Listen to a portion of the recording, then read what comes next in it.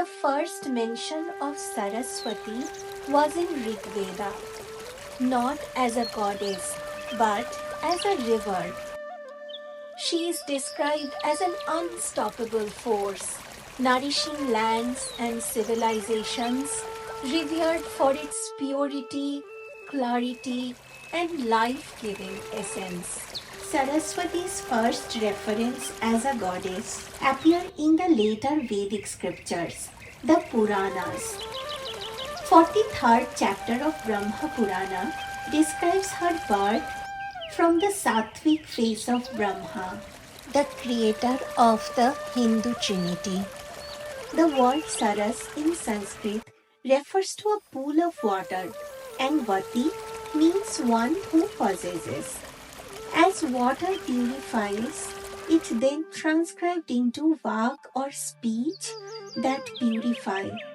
And finally, the spiritual concept of Saraswati arises as a symbol of knowledge, art, music, communication, eloquence, and any creative flow that purify our inner selves. Saraswati's presence with Brahma establishes the eternal synergy of knowledge and creation. 50th chapter of Agni Purana describes Saraswati's iconography, which is deeply symbolic. Saraswati is often associated with flowing water, signifying the continuous flow of knowledge. Devi Saraswati is playing a veena, a musical instrument, symbolizing the harmony of knowledge and creativity, showing the importance of balanced intellect and expression. She is holding a pustaka or book, emphasizing learning and education.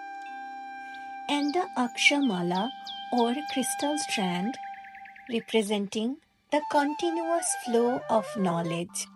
Matsya Purana and Skanda Purana mentioned Saraswati seated on a white swan, representing transcendence from material illusions.